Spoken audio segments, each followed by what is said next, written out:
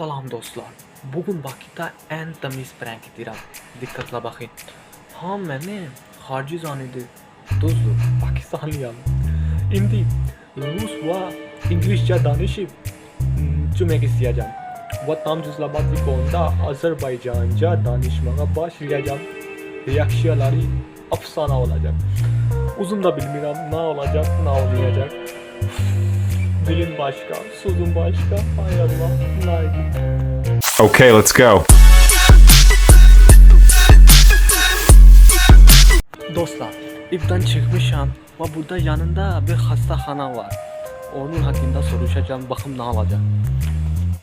Hi bro, do you speak English? No. Привет. Вы говорите по-русски, а?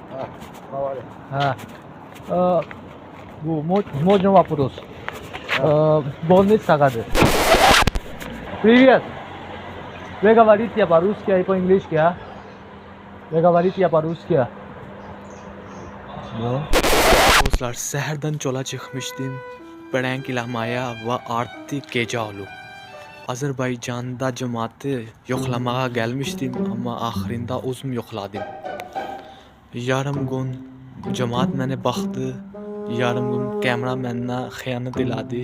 Qalən vaxt özümcə belə oldum.